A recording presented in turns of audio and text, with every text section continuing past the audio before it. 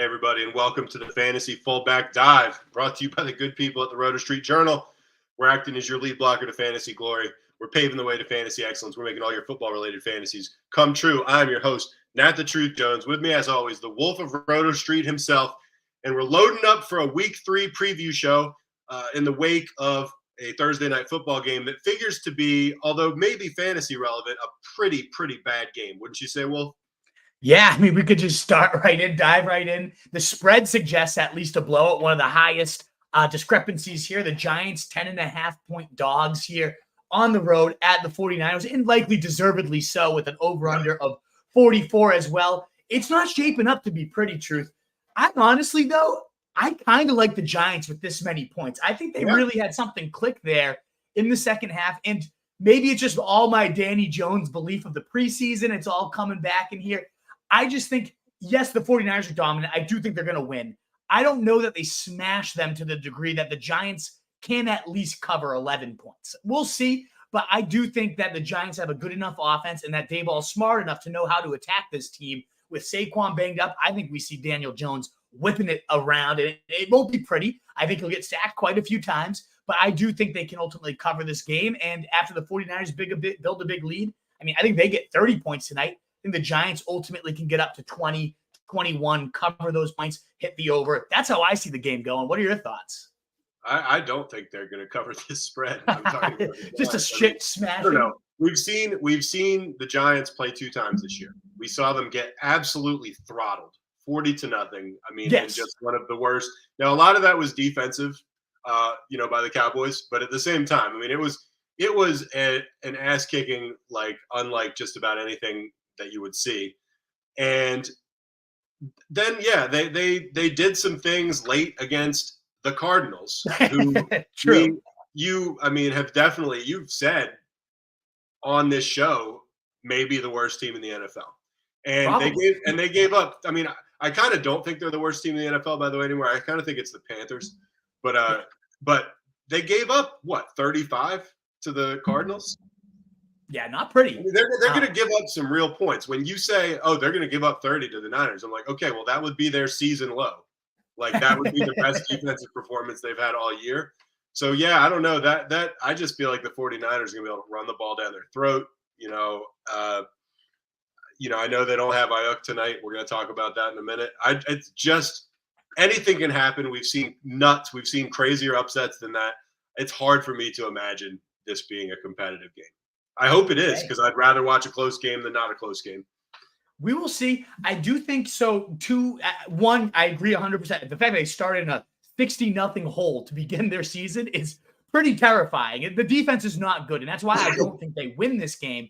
I do think what they do well is, one, Brian Daboll is an offensive genius. That's, I think, the credit to him in that second half. He figured out what they needed to do, what they needed to exploit. And if they have any tape on that 49ers Rams game, it was just dink and dunks. Let's break this zone. And they, for all their faults, this Giants team, they do have some zone beater type of receivers in, Paris Campbell, Wan'Dale Robinson playing tonight. They have those quick little shifty guys that they can just kind of dink and dunk their way down the field and neutralize that pressure. We saw that kind of happening with them taking over in that Giants game in that second half, full throttle. So again, I don't think the Giants win, and I don't think they necessarily even keep that close. But 10.5 points is a lot of points for a team that I think is kind of figuring it out, kind of getting it together. That was one of the more competitive teams last year down that second half of the stretch. Missing Saquon definitely hurts too. I mean, he's counted for 20% of their offense, 86% of their rushing. That does hurt, but you weren't going to beat the 49ers on the ground anyways tonight. So I don't know. I just think it's going to be a little bit closer than you think. I do think the 49ers win. You'd be crazy to think otherwise. I just think the Giants do keep it a little bit more competitive. Coming off that momentum of last week against a bad team, I get it, but I think they can keep that rolling. Like I said, I hope you're right, just because I'd always rather watch a good game than a lousy game. But man, it's hard for me to do the mental gymnastics to make that work. Even with I admit it, it's a big spread. Anyway, let's talk about some news leading into the game. We actually already referenced both of these, but we're going to go a little more in depth on them. Brandon Ayuk out for the Niners. Saquon Barkley, probably even more importantly, out for the Giants. Yeah. And a few Thursday Night Football stashes. while we're going at it. Talk to us about Barkley first. He seems like the marquee guy right here. Yeah, just to reiterate, 23% of the total offense, 86% of the rushing yards, 14% of the receiving yards on this team so far. He has been the engine, and he is an engine, and it's going to hurt to not have him there. But again, I don't think there's anybody stepping up viably fantasy-wise. A breed of revenge game, come on. I'm not buying that narrative. I don't think anybody's really spilling that narrative either, but yeah, I haven't heard that. I've gotten some questions. Can I trust Breida tonight? And unless you have pure garbage, I've got some Hail Marys for you that I really think you should look to first. I don't trust Breida tonight. I don't want to use him. I think it will be more of a committee. That's what beat writers expect as well. So a committee against the best run defense in the league. None of that sounds pretty to me, especially in a negative game flow likely situation. So I don't trust any running backs here. Maybe Breida follows into the end zone, but I don't think so. So I'm not going there at all. I do think the passing game becomes a little bit more viable if you're playing showdown or those different things. Maybe Paris Campbell, like I said, that zone beater. I could see him surprising in showdown at a really cheap price tag. But otherwise, moving to the 49ers, you mentioned Ayuk as well. Obviously, another huge name to be out tonight. Bumps up Debo to my wide receiver at 15, and even that feels a little low. But you just look at the list and it's like, who do I put him over?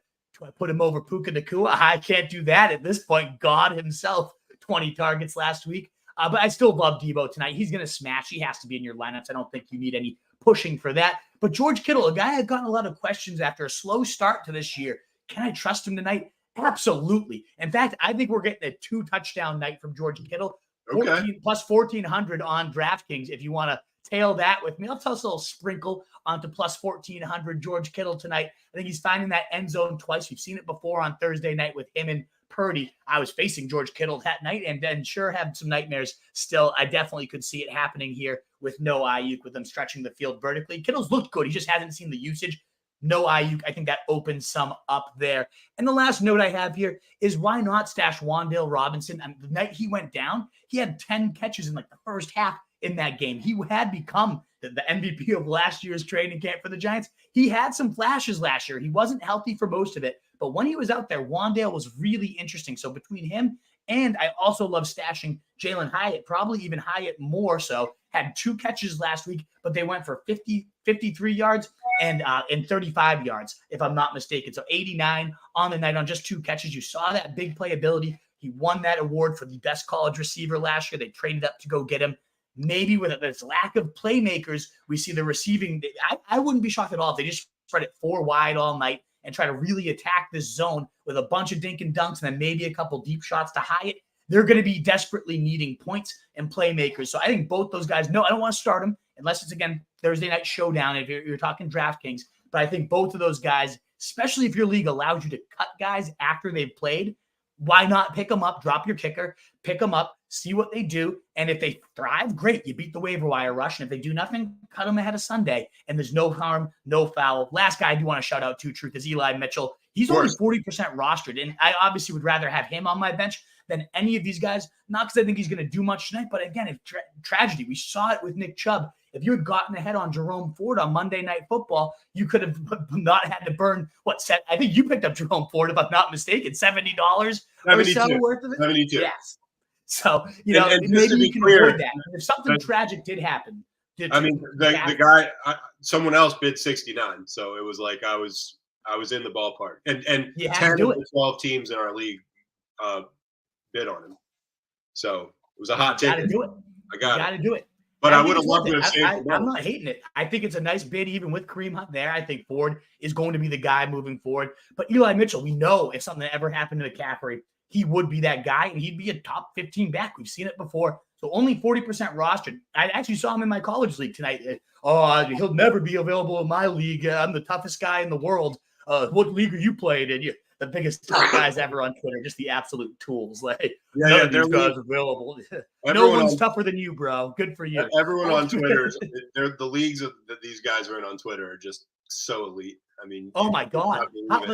Any of the problems that we have, they don't have because they just have much bigger problems because the level of competition is just so high. I mean, life must be so easy for these people. They're so grizzled by their leagues, like they're dominant. My God, like how could you ever mess with a man that's never have no waiver wire people? I mean, good God, they've been battle tested. They're like Leonardo DiCaprio in The Revenant. Yeah, Seriously, That's just how about grizzled they are. taking down Bears.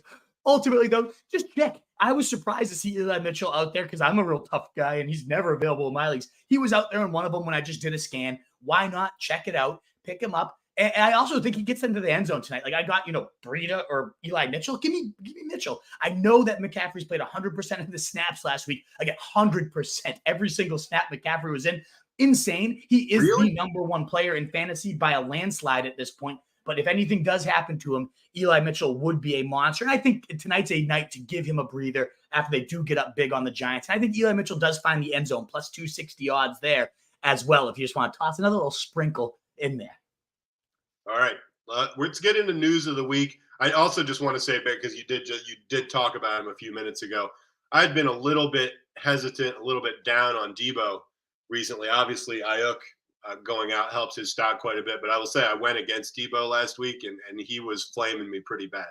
Oh, yeah. He's a monster. I did end up winning, but Debo put some serious doubt in my mind going into the end of my game. So I may have to revamp my opinion on him. As I've always gone on record, I'm a huge fan. I love watching the guy play. I was just a little underwhelmed by what I had seen recently, but man, he's still got it. All right. Well, that wraps up our preview, guys. Only about 12 of you here with us right now, which is surprising. We usually have about 50 or so. So I'm not sure if something's not up on YouTube or what's going on there. But that thumbs up button will help us grow shares, likes, retweets if you're on Twitter. Wherever you're at, if you don't mind sharing this out, helping to get more people in here. And if you are here hitting that thumbs up button, let us get out to more people. It would mean the world. We usually get about 100 questions on Thursday night. We got about 20 so far. So good to see some questions coming in, but would love to get more of you in here. So please do consider hitting that button for us as we start to mow through this news. We'll be onto that mailbag in, I'd say, about 30 minutes or so, maximum 40, to give you a good 45 or so of all just pure sit starts. So please do consider helping us out. We'd love to have more of you in here watching the show. All right, we're going to get into news, and we'll start with quarterbacks, and we'll start with the quarterback that's on kind of everybody's mind right now, Joe Burrow. Yeah. You look at his receiving core, and remember T. Higgins had that goose egg in week 1, and then he did bounce back with a nice game last week. Jamar Chase is currently the wide receiver 63.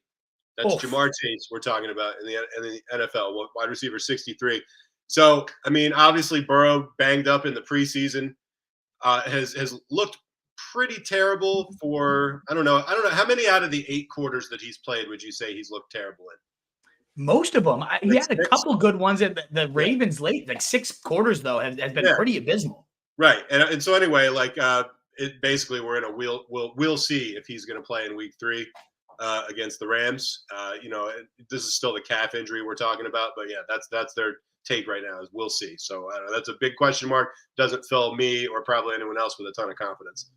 Yeah, notably, they did let Will Grier go, and so he was their only backup quarterback. Right now, they don't have anybody behind Joe Burrow at this point, so maybe they are confident he's going to play. It is Monday night, though, so unless we get some more clarity, you have to really thrive for a backup play at this point because it's ugly, and I worry that this offense won't get in sync for a while unless they let him truly heal up. Anthony Richardson, a star in a quarter, 18 fantasy points, but then got knocked out. He is still in concussion protocol as of now. The Colts do have, thankfully, one of the better backups in the league in Gardner Minshew. He can keep this offense afloat, so I'm not too worried about it should he miss the game. But obviously, it's so much more fun to have him out there.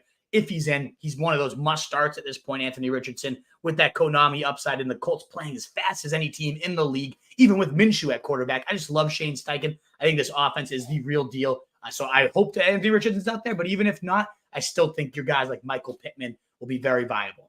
Bryce Young, ankle injury, is not expected to play in week 3 against the Seahawks, and you know what that means. Yeah. The Andy Dalton era has officially begun in Carolina.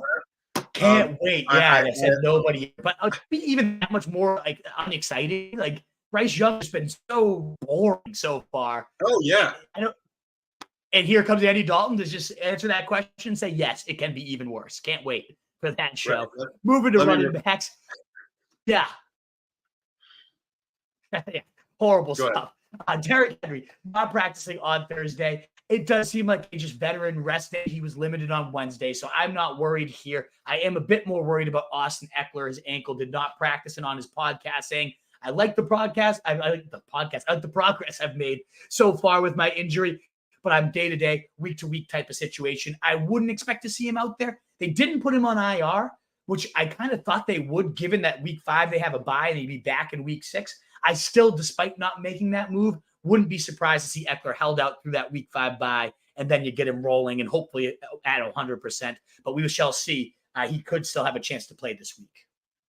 Aaron Jones dealing with a hamstring issue. I hate those for running backs. I'm sure they do too. He was limited in Thursday's practice. Now, he was a DNP to start the week. He was on the field Thursday. He missed week 2, of course, after he kind of ripped the Bears up in week 1. But it's possible he could play against the Saints. It's another one of those things. The injury's reportedly not considered serious, but those hamstring things do linger.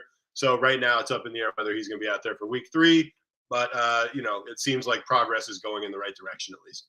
Yeah, it seems by the day A.J. Dillon's getting worse and worse. So ideally, Aaron Jones is out here, and I think it will really favor him should he be out here at this point, given how bad Dillon has looked. And if Jones misses, Dillon is not like he used to be in the past, a must start. I don't think so at this point. The Saints have a No, Dillon blows, huh? He's really bad. Yeah. Yeah. I was so into him last year. Like he was one of those guys. I was like, I got to land this guy. And I mean, he was a pretty big disappointment. And man, this year, even worse. If he was on waivers, I don't think I have someone I would drop for him. Yeah, he's really just nothing special at all, and getting worse by the year. His quads are special, but other than that, he's got nothing else he's bringing to the table. Great Delicious quads though. Speaking of quads, David Montgomery got a quad injury. Nice segue there. Perfectly timed up, as if we had it planned. But it looks like he's going to miss this game against the Falcons. Of course, that should mean more Jahmyr Gibbs. He's led the team in targets last week. You'd love to see that. He's still among the top in terms of broken tackles per touch. Looks phenomenal. Hopefully this means a higher rushing share. But we did see Craig Reynolds, a small sample size with DeMont out. But Craig Reynolds did come in and take 60% of the carries. So it does seem like they have this clear-cut receiving role carved out for Gibbs instead of letting him just completely loose. But if they're ever going to do it, it would be this week. I cannot wait to see should they do so. I have him a couple spots above ECR. I just love Gibbs, and I really hope we get a full smattering this week. Kenneth Gainwell returned to Eagles practice on Thursday, getting in a limited session, which puts him on track to return for Monday Night Football against the Bucs after he missed week 2 against Minnesota. Now, I would imagine the Eagles fans, while happy to have the guy back and healthy, are not like, oh, great, this guy's – I mean, DeAndre Swift looked like Superman last week getting all the carries. So it's not like anybody's just pining away for – we need Gainwell's 15 carries a game back. But it's good. It looks like he probably will be back.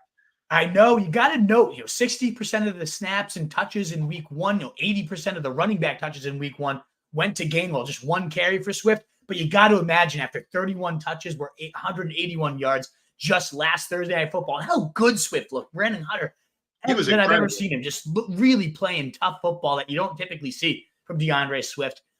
You got to imagine. I have Swift at running back 15. I think this is his job, and this will be one of the must-watch situations to see how it does ultimately pan out, because Gainwell was the coaching staff favorite, but I do think this backfield is Swift's, and we will have that confirmation. You can't ignore what he did in that game. And noteworthy both for how good Swift looked, and also the Vikings cannot stop the run. I mean, it was just amazing. It was just like, okay, we need 6 yards. We'll just hand off. We'll get 6 yards, and then we'll just go. It was they were completely helpless to stop it. And linemen downfield pinning up safeties, like they just had the lanes, and Swift hit them real hard in ways we haven't seen before. So it was beautiful to see, and I imagine Swift will continue to do so. If you have questions on him, let me know, but it's a good chance I'm going to say it's DeAndre Swift in that case. Vikings offensive coordinator Wes Phillips saying they have not lost confidence in Alexander Mattison despite trading for Cam Akers. So we haven't had a chance to talk about this Cam Akers situation. One, it's amazing for Kyren Williams, the guy I blew the bank for. So, I mean, top 15 rest of season running back, probably for Kyren Williams at this point. I absolutely would rather have him than either Mattison or Akers, but I don't think that's a bold statement at all. In fact, I want nothing to do with Mattison at all. He's trash. I think Akers is not much better. They're both so bad. I've seen the Spider-Man meme where it's like Cam Akers, Alexander Mattison. We both suck. Like we're neither upgrade here. But honestly, I think somehow Cam Akers, even though I think he blows, is a better running back than Alexander Mattison. So either way, I have lost confidence. I don't care about his coaching staff. I think everybody that's playing fantasy has lost confidence in Alexander Mattison, one of the least efficient running backs in the league. A bad setup for running backs in general. Anyways, even Dalvin Cook last year sucked in this system for more often than he was useful. So it's just bad. I'm not worried about really playing either of these guys at this point, but maybe Akers resurfaces with some value at some point once Alexander Madison has finally worn out his welcome, which has to be soon at this point. It does have to be soon. And I was telling you before we went on air, I mean, there's a lot of teams in my league. So I would imagine there's a lot of teams everywhere that are just I'm talking about fantasy teams that are extremely light at running back right now. So, I mean, someone's going to pick this guy up. I mean, if he's out there. And he's probably better than some of the guys people are starting right now, at least fantasy-wise. I know we've been going back and forth, but why don't you take this Miller one? Because I don't really even feel qualified to talk about him. I just don't know much about the guy at all. Oh, I love Kendre Miller. Saints running back, rookie out of TCU. Coaching staff, Jeff Ireland, everybody in the team was thrilled to get this guy traded up despite signing Jamal Williams. And now Jamal Williams is out of there. Now we got Alvin Kamara, one more game of his suspension. So it seems like Kendre Miller going to be unleashed earlier than anyone would have expected. And I really expect him to thrive against a very porous Green Bay run D. So I'm thrilled to see a full participant. Tony Jones, the only other guy in front of him, and he plodded his way in for 2 touchdowns last week, but it was abysmal. I believe it was around 20 carries for 25 yards, something hideous like that, as is the expectation with Tony Jones. Remember that Thursday night we both started? I think Thanksgiving it was, if I'm not mistaken. I'd completely forgotten about that. It's like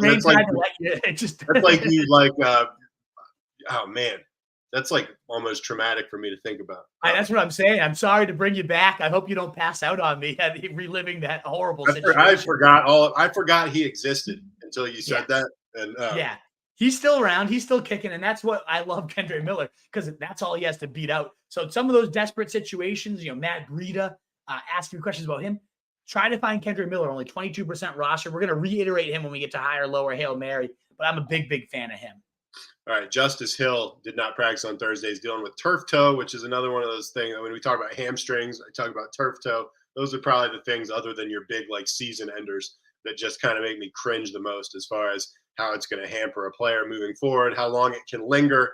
It's just one of those things you never know. But anyway, it looks like it could sideline him for week 3 against the Colts. Now this Ravens backfield, which is just a disaster, kind of what we're used to, although J.K. Dobbins, we had hoped that he was going to bring a little bit of order to that backfield and make them a backfield worth getting into. Of course, that lasted not too long at all. Now we've got Kenyon Drake maybe coming in to back up Gus Edwards, who seems to be the top guy. We've got freaking Melvin Gordon in there, and Hill's going to sit. Man, I hate this backfield. But again, there's light backfields out there. Maybe this helps Edwards a little. I don't know. I think it helps Edwards quite a bit, actually. They nearly split. In fact, the snap favored Justice Hill last week. I do imagine with Drake just getting signed, Gordon looking completely useless anytime he's been in there, I bet we see about 65% to even 70% of the work go to Gus Edwards. We're going to talk about him a little bit later, so I won't dive in too much, but I actually like Edwards as a play. He's so efficient with his work usually. Cordarrelle Patterson practices in full on Wednesday, follows that up with not practicing on Thursday with that thigh injury that continues to linger.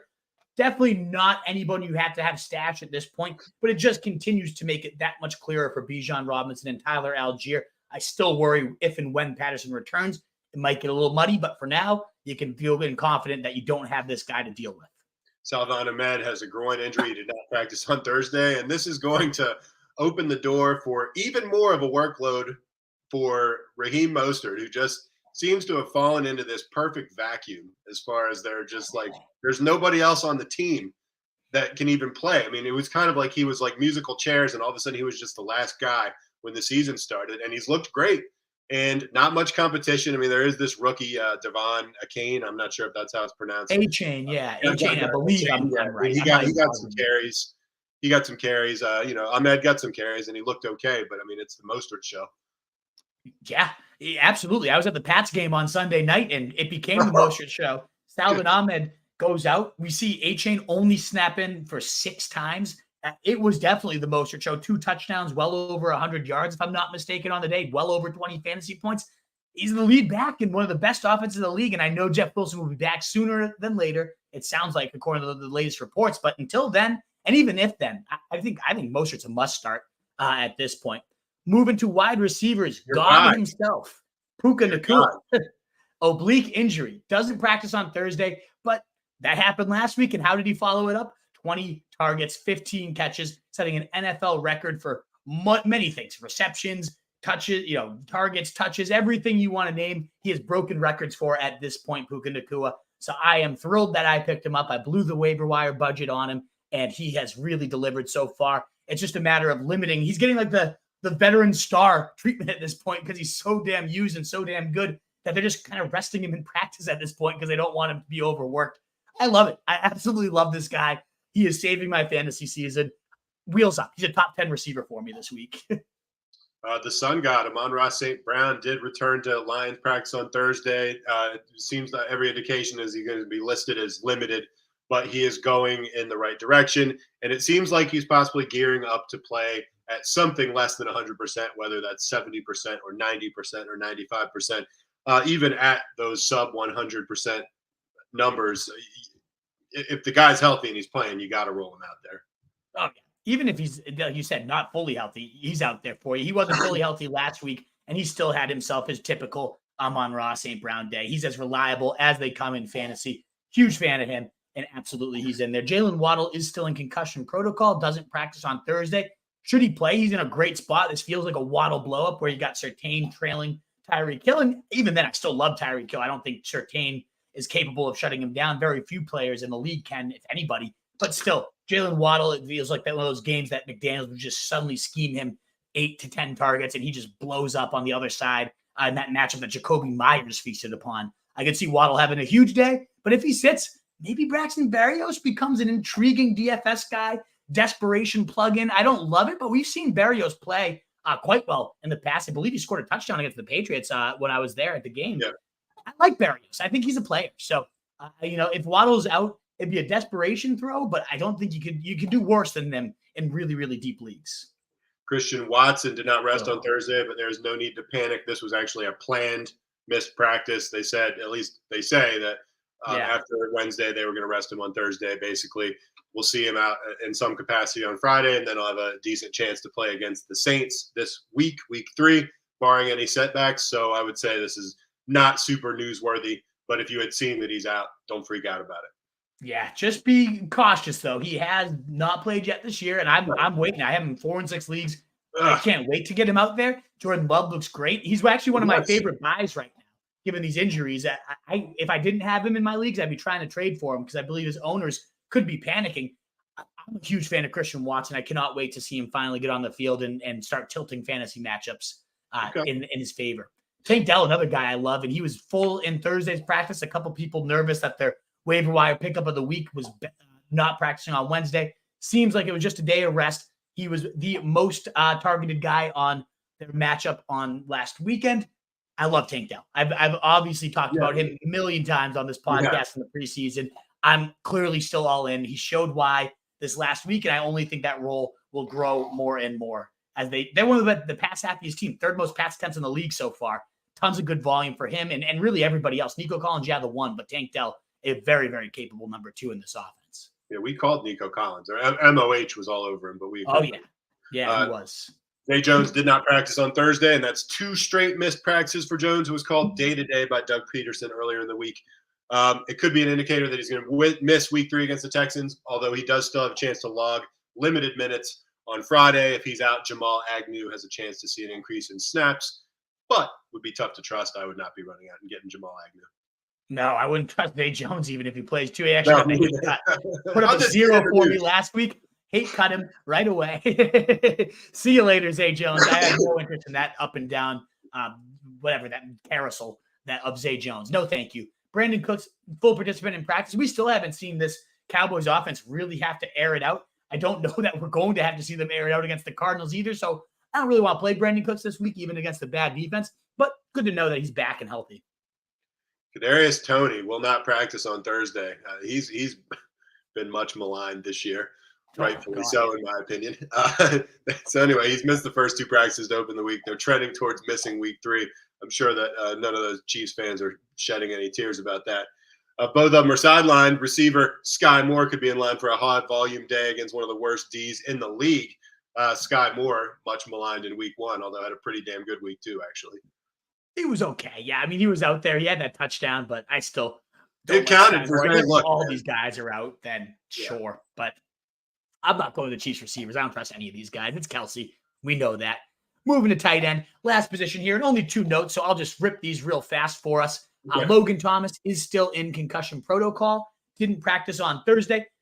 Logan Thomas, well, yay. But he actually did lead the team in targets in the first week with 8, and then he got knocked out about midway through the game. He's having himself an okay day there, too. So he's out. I don't know that I trust Cole Turner or John Bates, maybe dart throws in DFS, but nothing you really have to look to in redraft. But Dawson Knox also not practicing. That is a bit more impactful. One, because Knox has looked actually pretty good himself, had a touchdown last week, but Kincaid definitely becomes that top 10-ish tight end if Dawson Knox is out. It's such a hit or miss position, and we already know that Kincaid was splitting these snaps actually fairly regularly. Big body receiver playing mostly at the slot at this point. This would shore up that role, make sure he gets an every down role instead of about a 55% route guy at this point. So I really would love to see this. I'm never rooting for injury, but if he is out, it would be great to see what they do with Kincaid in that role.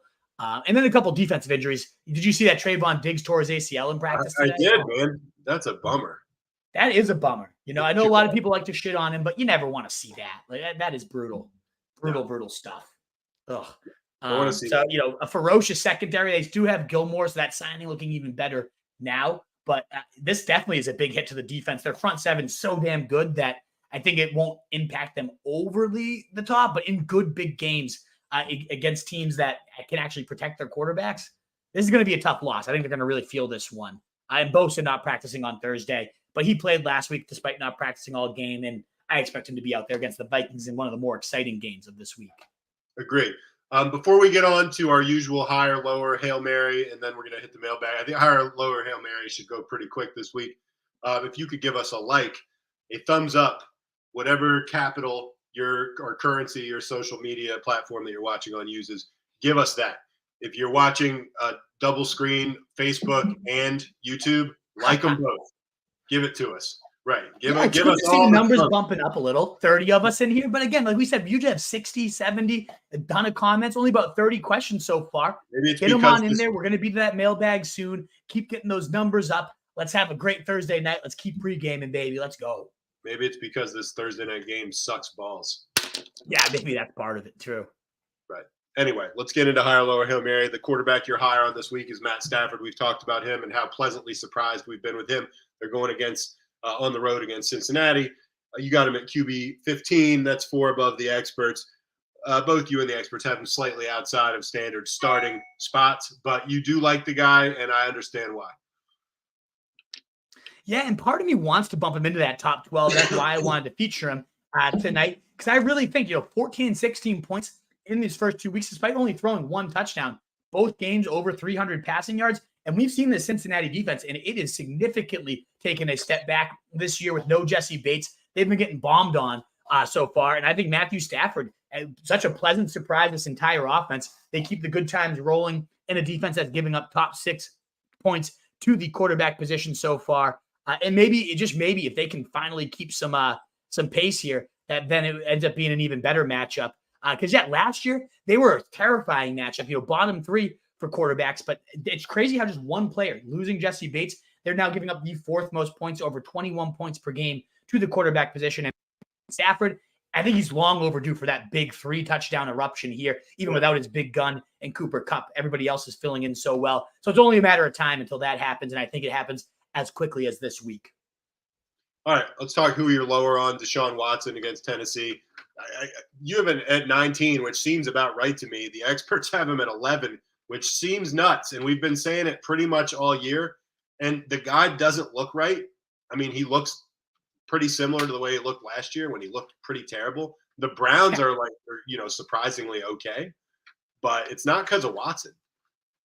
No, it's not. He's scattered all over the place. 2 pick sixes on the night against Pittsburgh, only 13 fantasy points. The QB 27 last week. Look at the Pittsburgh team that got murdered by Brock Purdy in week 1.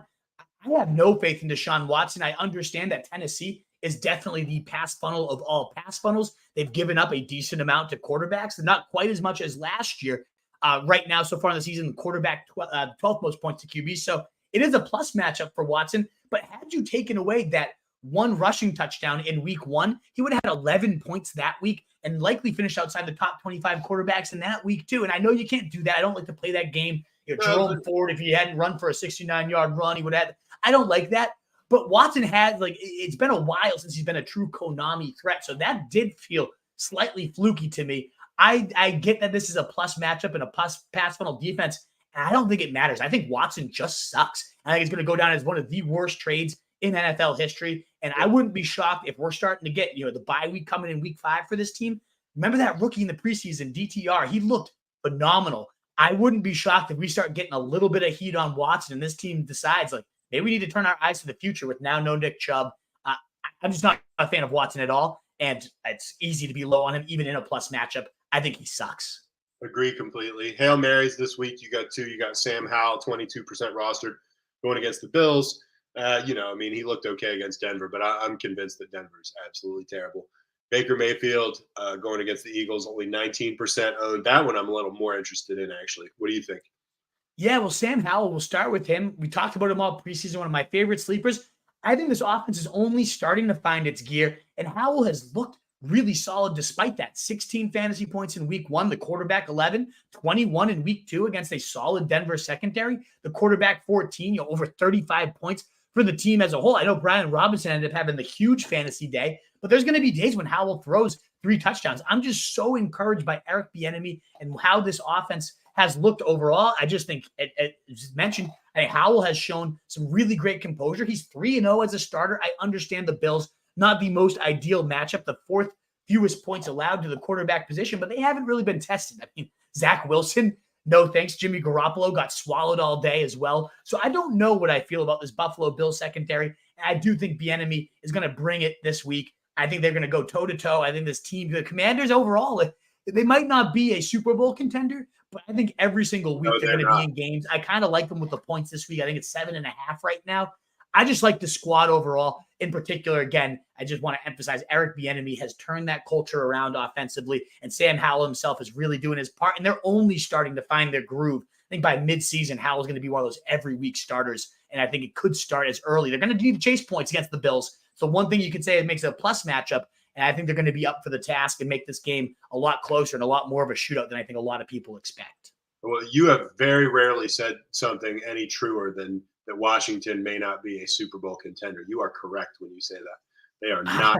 True, but I think they could be a playoff team. I really do. Truth, that NFC beast, it's a solid team. I know I just completely buzzed over Baker Mayfield, but remember, I was saying on the podcast, this year's Geno Smith maybe, and what makes that connection even better is the fact that David Canellis, he was the Seahawks quarterback coach last year, got this offensive coordinator job, and he's done a masterful job with Baker, 16 and 18 points so far through his first 2 weeks. And he's got Godwin and, of course, Mike Evans going completely bonkers. It is the Geno Smith narrative. Good weapons around him, and he's playing with some real moxie. His teammates seem to love him. And don't forget, the Eagles are giving up the most points to quarterbacks on the year. Cousins put up nearly 40 against them last week. And then in week 1, Mac Jones was the quarterback leader in fantasy points too. So the Eagles, for all their strengths as a front seven, they've been getting destroyed by quarterbacks so far. If any team could just massively turn it around and just shut down Baker, if we're talking about Baker, I get it. But let the man bake. I think he's killing it right now. I'm a huge fan.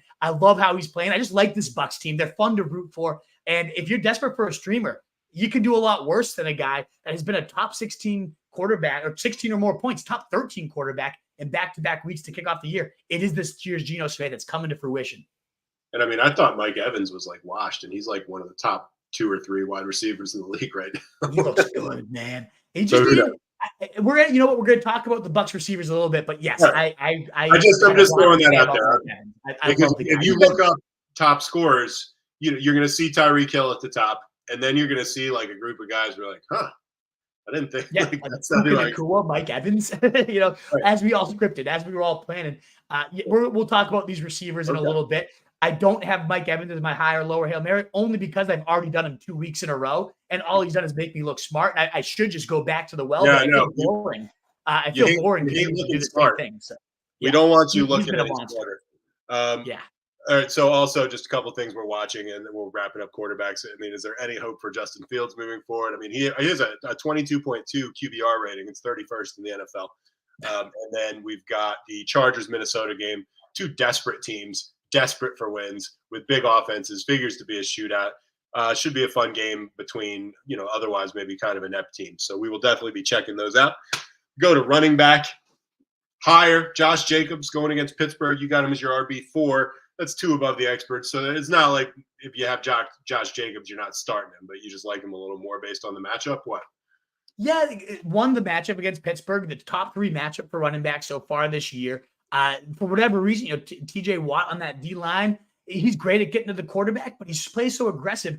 Oftentimes, it actually given up the most points so far to running backs as I look and dive into this. I get it's a small sample size, but 166 yards on the ground so far. Jerome Ford ripping off big plays against them. I do think this is going to be the Josh Jacobs coming out party. And I did want to highlight him just as one of my favorite buys right now. If anyone in your league is panicking on Josh Jacobs, he hasn't had a huge day yet. 9 and 10 PPR points, running back 29 and 24 to start the year. But you look at the underlying usage. He had 100% of the carries last week until they were completely getting blown out in the fourth quarter. Zamir White rumbled in a little bit and then fumbled the ball right away. So I imagine 80% and 74% of the snaps through his first 2 weeks is 73% and 64% of the carries. And again, 100% of the carries when the game was somewhat in questions, and a 27% target share last week. We're seeing even better usage than what we had last year for the running back 3 in fantasy. We saw last year he started slow, the holdout in camp that often plays into a slow start.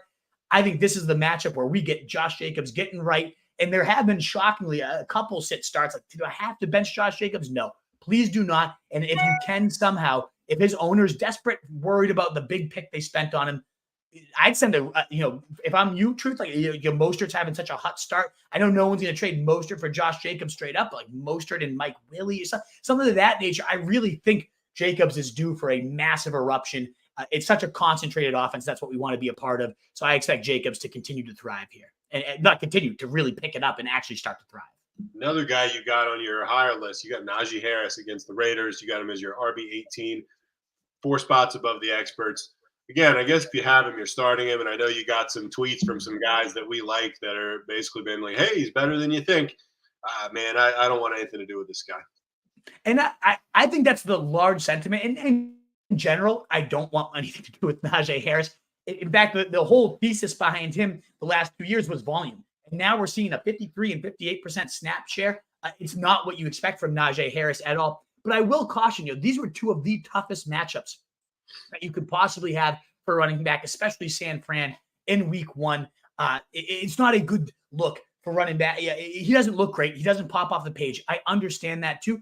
But I also think the Raiders, 3rd most points allowed to running backs, 135 on the ground, and in particular, 8.5 receptions allowed to the running back position. Now, maybe that favors Warren. I do have Warren 5 spots above the ECR. Maybe this is the game he just fully takes over and sends Najee to the bench. But as bad as Najee has looked like eyeball test-wise, apparently, according to some advanced analytics, he's higher than Najee Harris in rush grade. He has more yards after contact per attempt. He has more missed tackles forced per attempt. This team wants to continue to run. 10% of his runs have gone for 15-plus yards. He's on a list with only Jahmyr Gibbs, Breece Hall, and Gus Edwards, who we're about to talk about. So there have been signs that he isn't quite as horrendous as people think. It's such everybody hates him. And my eyeballs tell me this guy isn't anything special at all. But he has had, again, such a bad schedule to start the year. I could see this. Similar, Josh Jacobs is going to be much tougher to buy. I think you could get Najee Harris for a bag of peanuts at this point, given how the public sentiment is just bashing him to shreds. And I think there's some underlying stats that suggest maybe he's not quite as bad as we think. And maybe he ends up having a solid game in his first soft matchup of the year and turns this thing around. I'd take a stab at it and see if I can get him. I just think it's gone a little overblown for how bad he is. Would you rather have Jerome Ford or Najee Harris? Probably Jerome Ford. I mean, better offense, more explosive player, in my opinion. I'm not saying I love Najee. I just could see a nice rebound this week. And if it happens, I would be selling as hard as I could too. So I'm not, if you can buy him as cheaply as possible right now, go for it. But if he has a big game and you're stuck with him and you can try to sell him after it, also go for it too. I know I'm sending a little bit mixed signals here.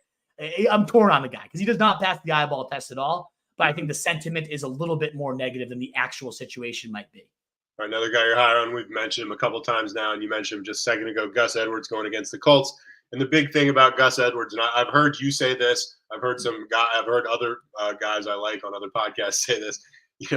Gus Edwards kind of sneaky with the 4th best yards per carry in the history of the NFL, behind Bo Jackson, Jamal Charles, and Nick Chubb. That's not nothing. No, it's good company to be a part of. He's never had below 5 yards per clip in any of his career seasons. The man just gets it done, and it's not always sexy, but he falls forward. He's a great touchdown scorer, and he had a split snap last week with Justice Hill. In fact, he was lesser favored than Justice Hill, playing only 47% of the snaps, but they gave Justice Hill the first crack at the goal line. He did not convert. They go to Gus, and he just pounds it right in like he always does. And now with Justice Hill banged up, maybe a little bit more receiving work. He's not the prettiest receiver either, but he has gotten it done there. And I like Kenyon Drake. Actually, I've always been a kind of a Drake fan. They bring him in and maybe he gets slowly worked in, but this is his first week with the team. Melvin Gordon's completely washed at this point. I wouldn't be shocked at all to see about 20 touches if the Ravens get up big on this Colts team, given that they have such a bad secondary. I know they're much more of a pass funnel than a run funnel, this Colts team, but I could see a big lead from the Ravens and then ultimately just bleeding clock with one of the more efficient rushers that this league has truly ever seen, which is so ridiculous to say, but it's actually true. And Gus Edwards, I like him. I think he's a starter this week. Absolutely. You can toss him in your lineup. It is ridiculous to say. And at the same time, it's not like a super small sample size. Like, he's been doing it for 5 years. So anyway, for whatever it's worth, maybe you could win a bar trivia bet on something like that one of these days. Lower. Probably don't need to talk about this first guy because we've already raked him across the coals a bunch, but Alexander Mattison against the Chargers, RB32. Somehow the experts have him 14 spots higher at RB18, which just seems insane to me. Obviously, you're lower on him. I don't understand how he's rated so high because all you see is negative tweet after negative tweet, and deservedly so. The man has seen 78% of the work, and he's averaging well under 3.5 yards per touch. It is absolutely horrendous what Alexander Mattison is putting out there on the field. And I get it. Like, volume has its place at running back. It absolutely does. It's more so a running back driven position is so volume dependent, but not when it's this bad. Like, he is just so inefficient with his 8 carries, 28 yards, 3 catches for 11 last week. And it just looked so bad. And the Vikings overall, as great of an offense as it is, even with Dalvin Cook last year, it just isn't a great environment for running backs. Kevin O'Connell, when he was calling plays with Sean McVay and the Rams, they just didn't nurture a running back system there either. And I just imagine they completely ride the arm of Kirk Cousins in this one, facing off against Justin Herbert, one of the worst pass defenses in the league, a pretty bad run D too. So maybe Mattison does fall his ass into the end zone. But there's just the only reason to play this guy is the fact that he's playing 70% or more of the snaps. And now with Akers here, I wouldn't be shocked at all if he starts slow, which he will, Mattison, and they just at least give Chandler, give Akers, give somebody else a case to make their claim. So the fact that he is, a top 16 running back in the rankings when he is just so bad. Again, 3.3 yards per touch on 78% of the touches, 83 yards. Oh, it's just so hideous. I don't get it. I don't get why he's going to continue to see any work. I think this could be the week, as early as this week, that they turn the keys over to somebody else, maybe Akers. Zach Moss going against the Ravens, RB23, 5 spots below the experts. Anything to dissect there? Yeah, I mean, he was such a popular play last week, and it made sense. Houston, among the worst defenses in the league, and he showed up. 18 carries, 88 yards, a touchdown, 4 catches for 19. So a lot of people, he's got to be right in the radar, especially after 98% of the snaps. Deion Jackson didn't even touch the field. The one time he wasn't on the field was an empty backfield set. 86% of the rushes. Only Anthony Richardson touched the ball as a carry other than Zach Moss. And now, whether he plays and he opens up the cutback lanes, that's a good thing for Zach Moss. If Minshew plays, it means, more goal line equity for Zach Moss. But this was against the Texans again, one of the worst run defenses of last year. That's carried over to this year. I think the Ravens completely smother this offense, at least early on. And if this game does get game flowed out, well, they had the lead all the game against the Texans. I wouldn't be shocked to see Deion Jackson, a capable receiver, start to work in a bit more, a good pass protector as well. And maybe we get every snap for Zach Moss, and we can ride that to something usable. But this matchup is so much worse than what they faced last year. The Ravens giving up the 5th fewest points to running backs at only 11.8 to the entire position right now. I don't imagine Zach Moss has another blow up in him. I think he's going to be fool's gold as someone that everybody's recommending right now. Another guy whose talent, in theory, we love, Dameon Pierce, at Jacksonville this week, RB31, 4 below the experts. Not a huge discrepancy, but As much as we like the theoretical talent of Pierce, at some point we got to see something, right? Yeah, I mean, 49 and 47% of the snaps. The reason we loved him was, yeah, he's suddenly going to get the pass catching role based on his preseason usage. That turned out to be a myth. Mike Boone had to work in week 1. And then when he was out in week 2, Dare Agbanula coming in for 20% of the routes. So it's just a hideous situation for Dameon Pierce. It's a team that's always going to be playing from behind. And if he's not going to see that meaningful receiving work, certainly not against the Jags, I expect them to have any type of positive game script here. And just overall, the line so banged up right now. 4 of their 5 starters have been out, and I think maybe 1 might be returning this week. So the holes haven't been there. The receiving role hasn't been there. And certainly the touchdowns in this bad offense have not been there for Dameon Pierce. So a part-time player in a bad running environment right now, I want nothing to do with it. I'm sad about it. I thought he was going to break out in a big way this year. It's not happening, and certainly not against the Jags this week, who have held running backs to a bottom 10 matchup as well. All right, Hail Marys, talked at length about this guy. You gave me quite an education on him. And based on what you told me, seems a little crazy that Kendre Miller is 22% rostered. Yeah, the Jags actually the third worst matchup to running backs so far this year. I thought I knew it was bottom 10. I didn't realize it was that tough of a matchup. That D front has really played tough. But yeah, Kendre Miller, only 22% rostered. I think that should be 70% rostered at this point. I might be streaming him in my flex, given my injuries to Saquon and Austin Eckler at this point.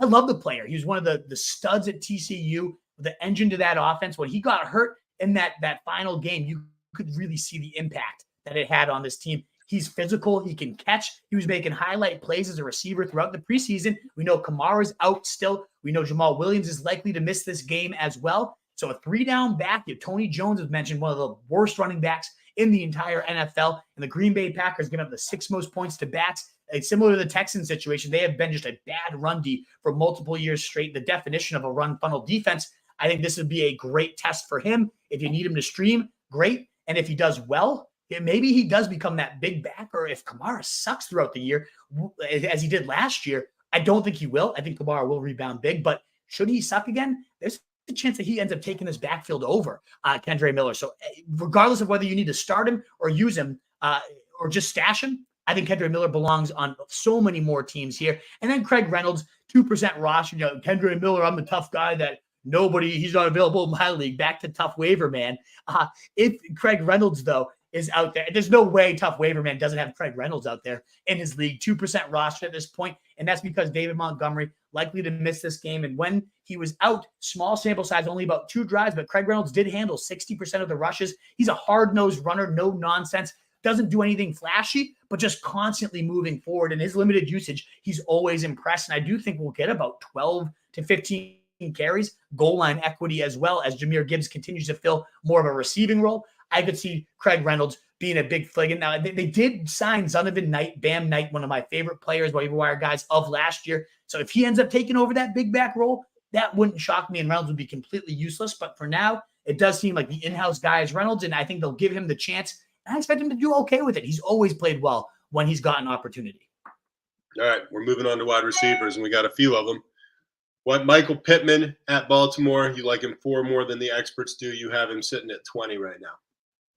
Yeah, he's just been the definition of a target hog. I was low on him coming into the year. I didn't think this team was going to throw much with Anthony Richardson, and it's been the exact opposite. In fact, the 10th most passes over expectation in the league right now, playing at the 3rd fastest pace in the league right now. And Pittman's been the biggest beneficiary of that. 26% of the targets in week 1, 39% of the targets in week 2. And he's played really, really well with the work he's got, 24 and 14 fantasy points in those first 2 weeks. And whether it's Anthony Richardson, who has eyes for him, whether it's Gardner Minshew, who also might even be an upgrade to Anthony Richardson in terms of the matchup for Michael Pittman, not in terms of real life-wise and explosiveness of the offense as a whole, but Minshew slings the ball probably more accurately than him. And so I really like Pittman to continue building on this. I think he's a great buy low, given that he was so low ADP entering the season. I don't know that people recognize that he's been a true fringe wide receiver 1. He ranks right now as a top 12 guy in PPR leagues so far on the points he's put up. And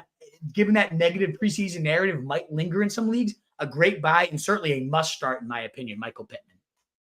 Right now, we're looking at Jordan Addison going against the Chargers. We talked about this potentially being an offensive shootout. You got him at 27, 6 better than the experts. I mean, honestly, despite the fact that the Chargers have proven they can give up a lot of points, Addison has looked really good this year. He's looked phenomenal. 2 touchdowns in his first 2 games as an NFL starter. The annoying part, KJ Osborne's playing more of the snaps, 94% of the routes. He's the every down guy, whereas we only saw 66% of the routes for Jordan Addison in week 1. But the bigger news was 78% of the routes in week 2. I don't care if he's in there for the pass block, the run blocking snaps. That doesn't matter to me. The fact that he's a near every down player when they're throwing the ball, and we know this team's going to be throwing a lot against a Chargers team that has been getting blitzed all year by passing games. I mean, absolutely demolished so far. Obviously, we saw Tua and Tyreek just go bananas in week 1, but that then followed up by Ryan Tannehill actually looking competent as an NFL play caller, signal caller there. So by far the most points allowed to wide receivers at 49, 282 yards given up to wide receivers specifically so far this year. I mean, that would be a high number to an entire passing game, but just wide receivers, 2 touchdowns a game also surrendered to wide receivers. I think Jordan Addison continues his rookie streak, gets into the end zone at least one more time this week, and just so much clearly better than KJ Osborne, who I like as a player. I do. This isn't a KJ Osborne hate fest. It's just that Addison looks so damn good already as a rookie. So I could see that eventually flipping to Addison getting the 90% of the routes, and that could happen as early as this week when, as you said earlier, both teams desperate for a win, shootout style atmosphere. I think we get a huge Jordan Addison day this week. Gabe Davis, the daddy, back in the good graces of the Roto Street Journal guys. He's at Washington, wide receiver 32, 6 spots above the experts. Anything to say on Gabe Davis that hasn't been said? I mean, the guy just had a huge game, and he seems like people do not trust him yet. And I understand that after last year, but we did caution this in the preseason. He had a high ankle sprain that he tried to gut out throughout the year, and it made him a significantly worse player. Ultimately, we see the Daddy Davis right now that has flashed all the playoffs, been a dominant force, just 7 targets on catches, 6 of them for 92 and a touchdown last week, ended up ultimately out-targeting anybody else on the team more than Stephon Diggs last week. 21% of his routes he was targeted there and averaging 11.14 average depth of target. So he's doing what he does best. He had 47% of the team's air yards last week and still had 6 of 7 catches. It wasn't just bombs trying to stretch the defense out. He was making play after play, caught that red zone touchdown as well. I think Davis is back. I think he's here to stay. I think he has to be in lineups because he has that huge blow-up upside, and the floor feels a lot safer with him fully healthy right now. All right, guys, we're lower on. We're going to keep cruising through. Chris Godwin playing against Philadelphia. You got him at 28. The experts like him all the way up at 23. Significant because if you're playing in 2 wide receiver sets for fantasy leagues, the experts like him as a starter, and you really don't.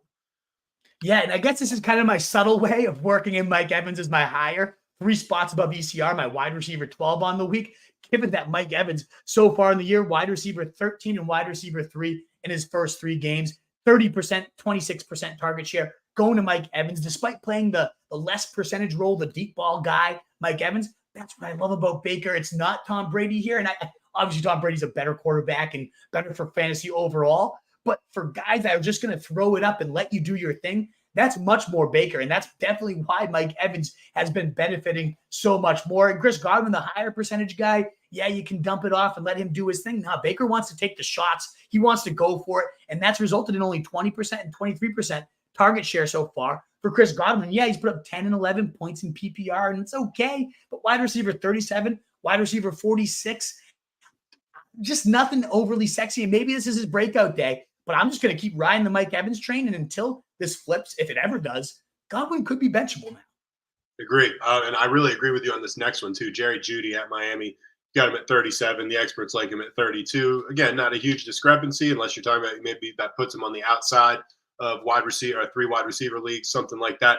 But yeah, I'm not too jazzed about Jerry Jeudy. Yeah, if you can say a positive, he made it through the game. He played 86% of the routes and didn't get hurt. And that's really all we have to cling to because he did that and still only put up 6 PPR points. The wide receiver 67, despite, again, playing most of the game, 60% of the catchable targets. It wasn't his quarterback's fault. He just isn't doing much. And he was using such a low 13% air yards last week. And meanwhile, he's contending for targets now, out-targeted by Brandon Johnson, some creature like that. he barely beat him out in the target share. Cortland Sutton, meanwhile, saw just as many targets as well. Even little Jordan Humphrey is out there commanding targets alongside him. So this is like a four-headed nightmare. Now Mims is also emerging as well.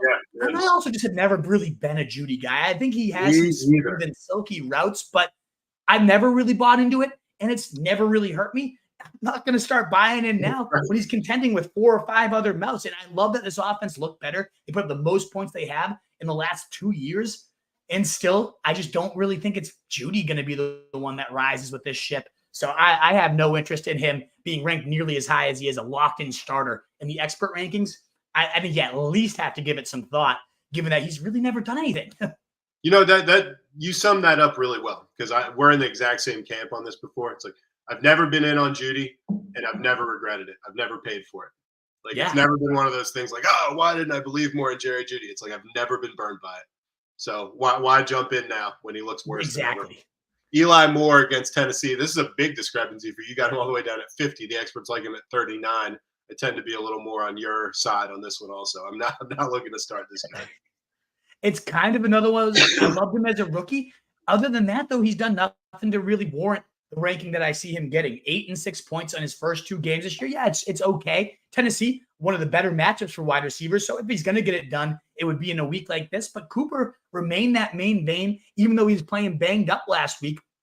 Still was seeing 23% of the targets last week for him. Eli Moore did also see 23% of the targets, but it's just such a, I don't know, the underlying metrics do look okay for Eli Moore. 11.1 average depth of target, 33% on the play action. They're moving him in the backfield. They're being creative, and even still 9 and 7 points so far. So yeah, maybe he does okay. I don't know. I don't buy this offense. I don't buy Deshaun Watson. So even when the underlying metrics look okay for Elijah Moore, even when the matchup on paper says, yeah, probably a guy you have to start. Similar to Jerry Judy, this is a guy that I just kind of need to see it from before I want to trust and put him in my lineup. Hail Marys, we've talked about this first guy and how much you love him. Tank Dell going against the Jags. He's 24% rostered. Make your quick case, even though I feel like you've already made it. I mean, we already knew C.J. Stroud banged that table for him, as we said, all preseason. This is the guy he wanted, and once he finally got run 82% of the routes, he immediately became the lead target, 23% with 10 targets, and all he did was thrive, ultimately putting up 19 PPR points, getting a touchdown also called back. I mean, he could have been the wide receiver 3 if he had scored that touchdown and not had it called back because of holding on the offense. So already a smashing debut, continuing to build on that role. I imagine this week the Jags are going to need points. They're going to be chasing there. So I absolutely love Tank Dell to keep building on that impressive debut. I have him as my flex play right now, given, like I said, Eckler and Saquon out. I'll play Tank Dell. And then I'll go right to a rookie receiver as well. Another one in Jaden Reed, only 18% rostered right now. I think that's got to be closer to 50, even more so after he has yet another big day coming, in my opinion. He dominates the slot right now, and he, yes, only is playing about 67% of the routes, given that he's not in on 2 wide receiver sets. But when he's in there, 33% targets per route run last week. He was the apple to Jordan Love's eye, and he ultimately put up 20 PPR points, the wide receiver 17, 2 touchdowns. Jordan Love has now had 3 touchdowns in back-to-back weeks to kick off his career, and it's not a bad matchup this week for that passing game against New Orleans, in particular, who better at the outside with Marshawn Lattimore on Romeo Doubs. I'm a little bit more worried about that. In fact, I'd rather have Jaden Reed playing that slot, where last year New Orleans was the most vulnerable team among them in the NFL, and they haven't been particularly great there this year either.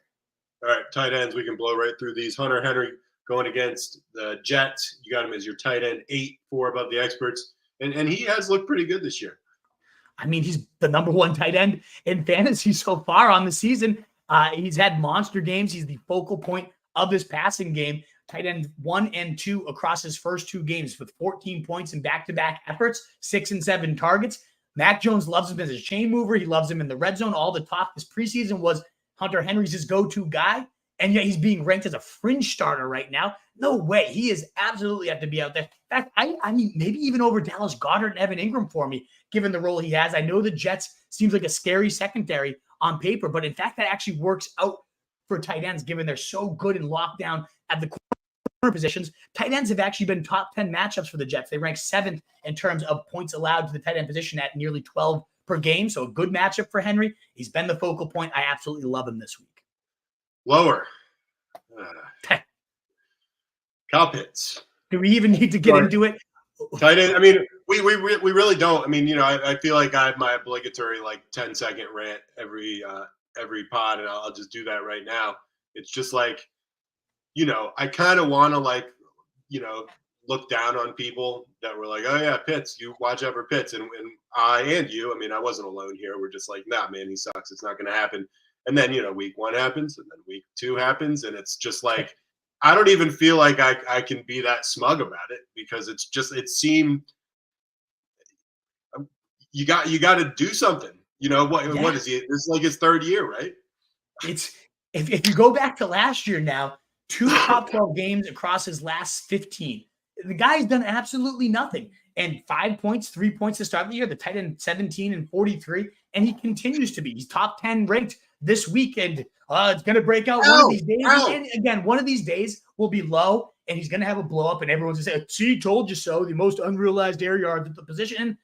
At the end of the day, I just don't care. Ritter, not that great of a quarterback, a step ahead of Mariota for sure. And what's it done for Kyle Pitts so far? Absolutely nothing. Play calling, blame that, blame misusage, blame whatever you want. It's not getting done. Why do we keep going back to the well? I haven't been. It's like a lot of these guys we've talked about. I have not gone to the Kyle Pitts well since the beginning of last year, and it has not hurt me yet, other than twice. He's been a top 12 tight end, and one of those was really good. The other one was 9 points. It's very hard to not be a top 12 tight end if you're actually a good football player. If you're a legitimate, and maybe it's everything else, or maybe he's just not that good. So it reminds me of Mean Girl, which maybe you can't make fetch a thing. It's like, stop trying to make Pitts a thing. He's not a thing. Let's stop here.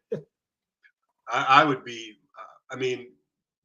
I would be much more inclined to believe that we could make fetch a thing than Pitts a thing. Yeah.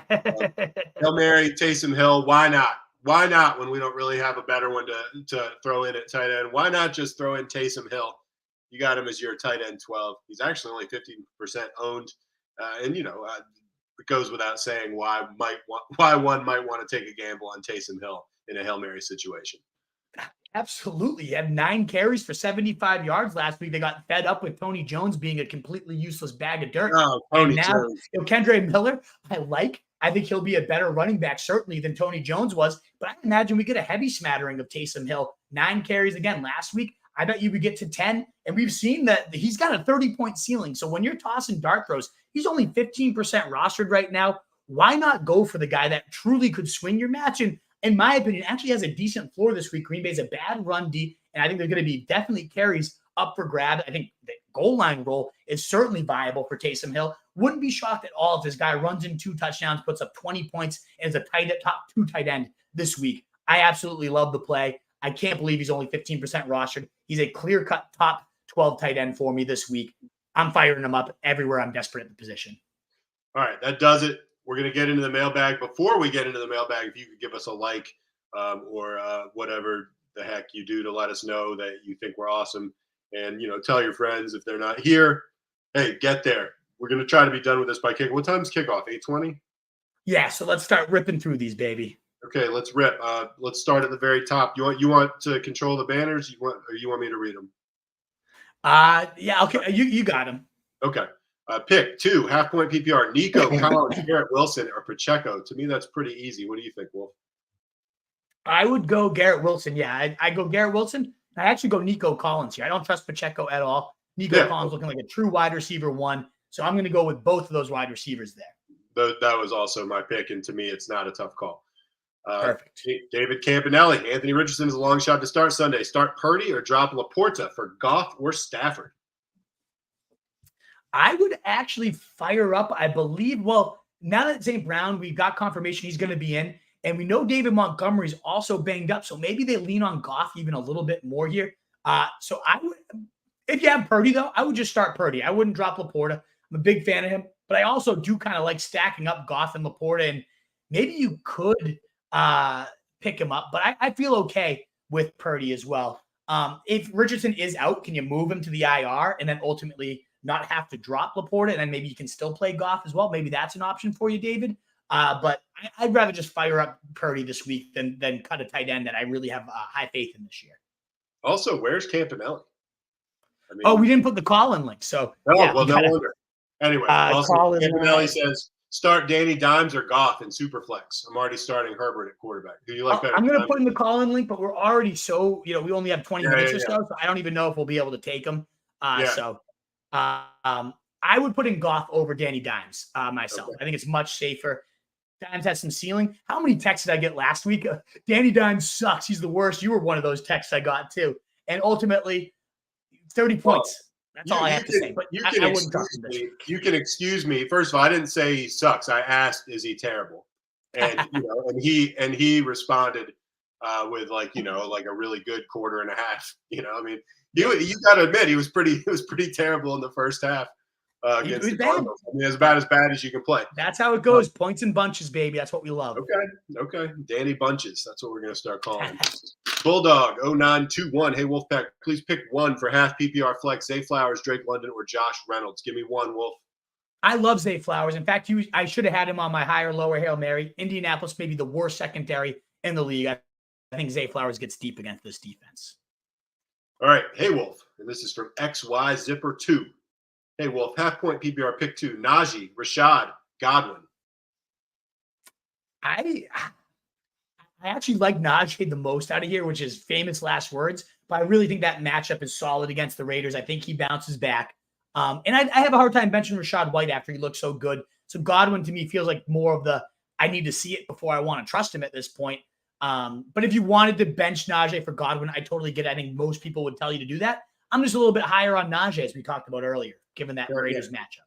Fair enough. Campanelli has sent in private messages. You do not have to take the call in tonight. I did send smoke signals and carrier pigeons to remind you of the call-in line. And then he also notes right after that, this also cannot go against the streak. No, this doesn't count. We'll pull you in after all the, once kickoff hits and truth might be gone, but we'll keep the streak alive and pull you in at the end. But we want to make sure we get to these questions first. All right, Bulldog. Also, Breece Hall or gamble on Kendre Miller? I'd go Breece Hall. It's such a good talent, and they have to wake up and use this guy. You saw what happened when they didn't last week. Krana Sean, I love the questions. Hey guys, what are your top 2 favorite drinks currently? And I love that it's top 2, so we don't even have to pick one each. What are your top 2? Yeah, I've been on a big high noon kick. Trying to drink a little bit lighter. Miller Lights have been good, but I've always been an IPA guy. What about you, Truth, real quick, so we can get to the actual questions? Are we talking about are we including non-alcoholic drinks? Sure. I would say a really good like cherry Coke. I could really go for on ice right now. Oh, true. That is a nice drink. Yeah. Good question. Chris, what's good, Wolf? Been a minute, my man. Just traded Garrett Wilson for Jalen Waddle. Thoughts on the move? Feel like I got rid of him at the absolute perfect time while he's at his highest value.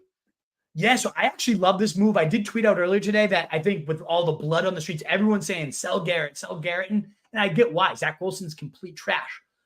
But to sell him and get Jalen Waddle, I think that's really, really nice return. I would absolutely rather have Jalen Waddle at this point.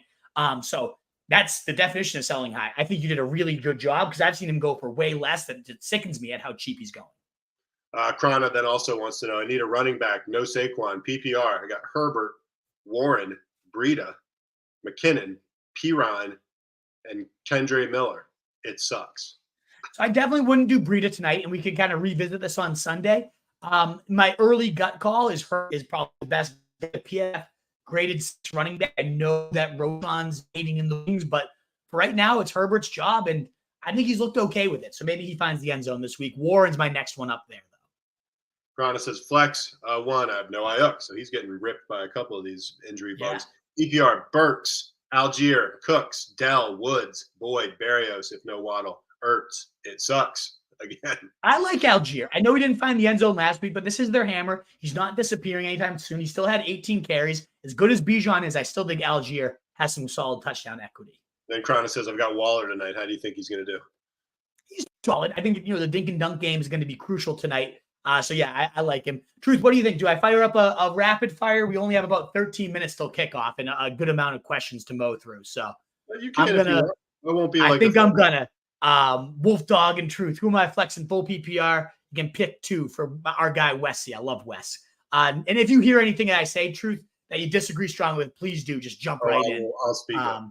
Nico, Najee, Javante, or Ford. I think here I would go Nico and Najee. I like Ford typically more, but against Tennessee, a tough run D. And Javonte, I still need to see him get his legs under him a little bit more. So I go Nico and Najee there. This is going to be bad if Najee sucks, which he probably will because he does just not. Well, I think he'll suck. I think volume against the Raiders is all he's going to need. Saw someone say breed a revenge game in a forum. I think it's sarcastic, and I agree with you, Jazz. It is a revenge game, but I don't buy it at all. He's just not good enough to pull off a revenge game in my opinion. Right. That's what he said. He said, I generally only buy into revenge games on when it's defense, and it's like I only buy into revenge games when the player's like good.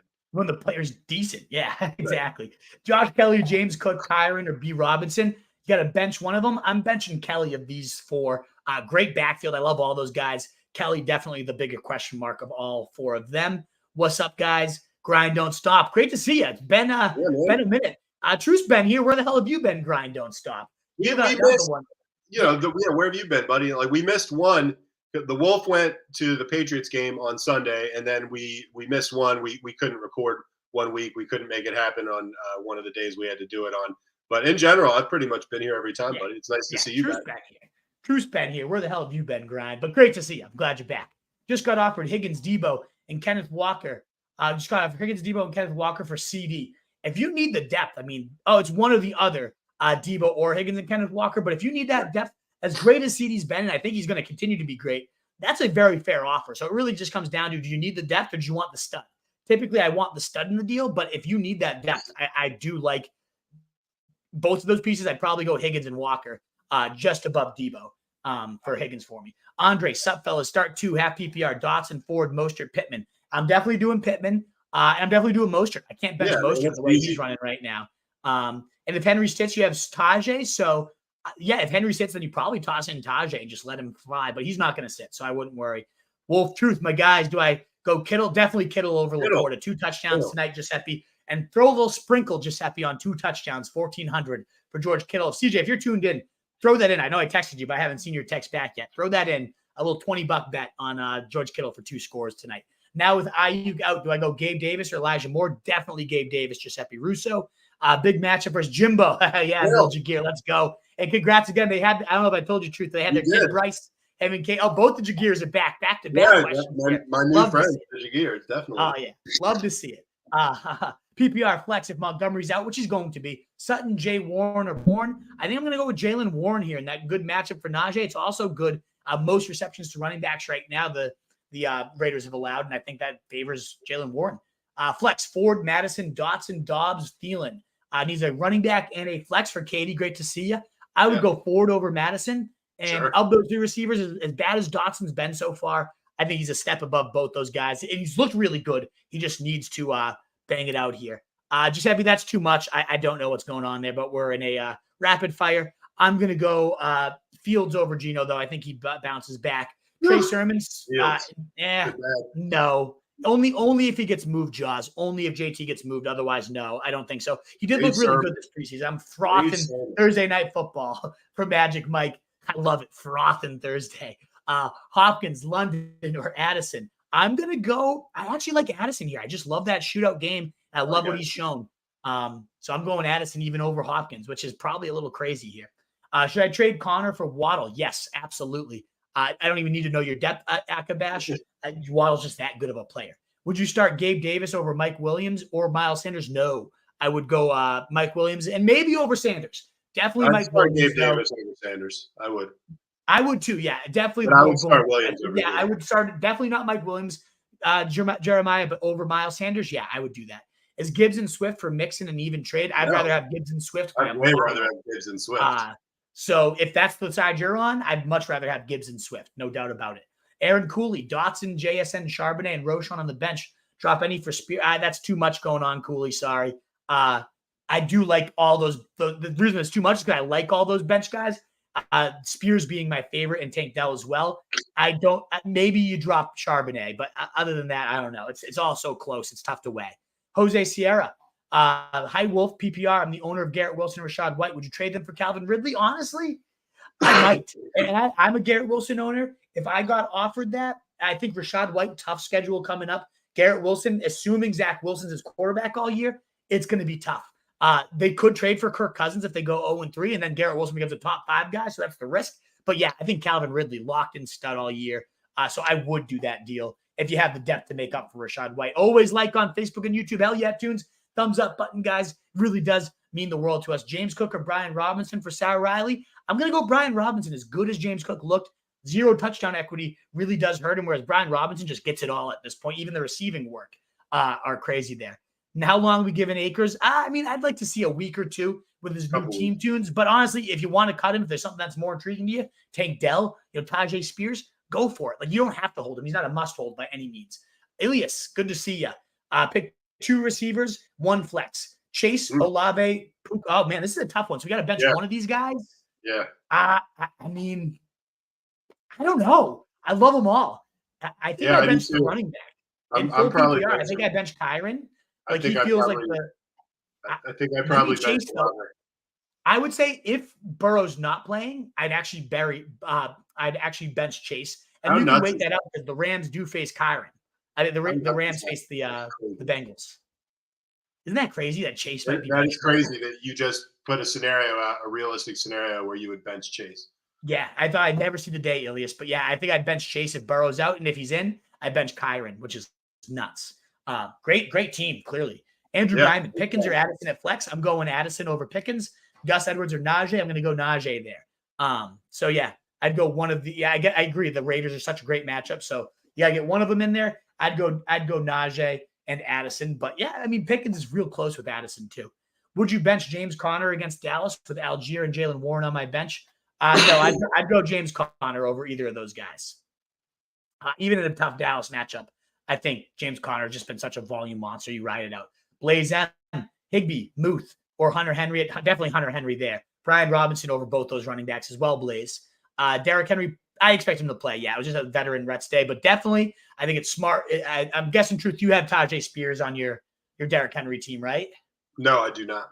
Is he out on your waivers? I'd probably go check for him. He's out on waivers, but I'm not sure I would want him over any of the other backs I got on my team. I got even if Henry's sat, I think you should try to handcuff him if you can, but I guess he's not out there, so it doesn't Would you matter. drop David Montgomery for him? No, I wouldn't. He's my worst running back.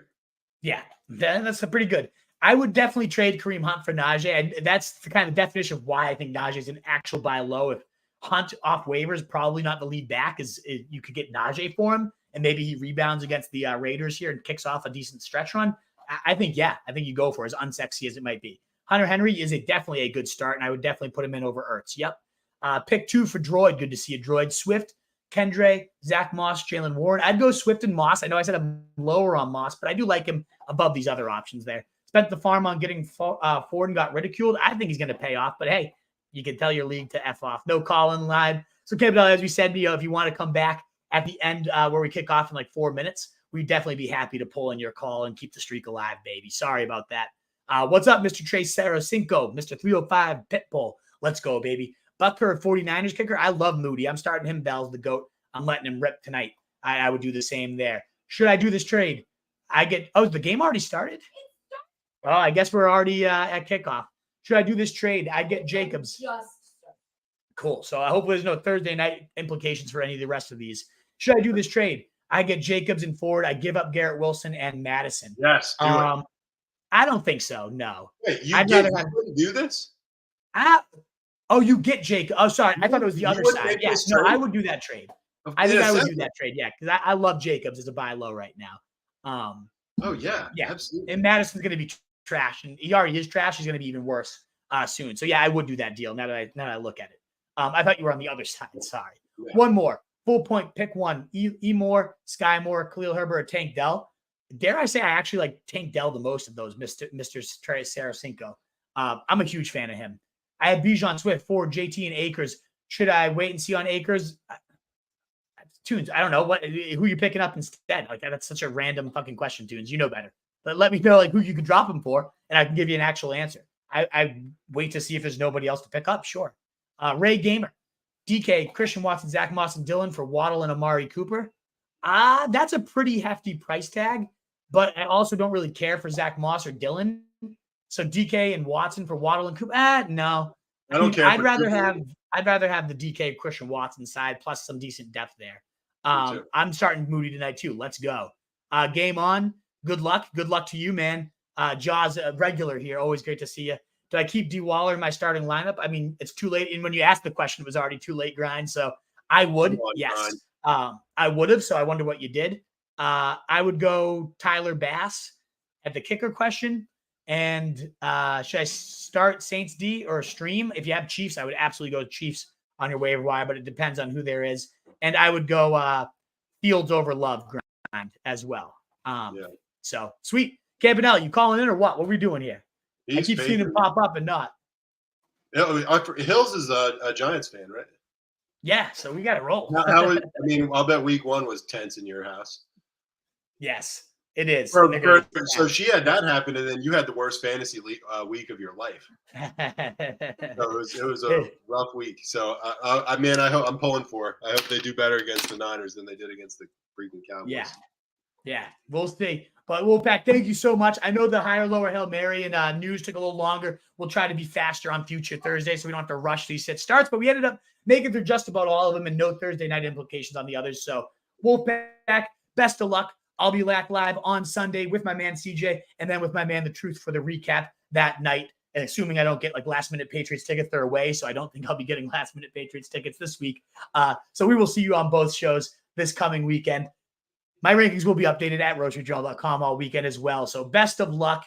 I would definitely do that trade, by the way. Great grind out stuff. I'd rather have Watson over London. So good trade for you. Wolf of the Fantasy Sheep. Be the Wolf. Enjoy your Thursday nights, Wolf Pack. And until next time, best of luck. Later. See you guys.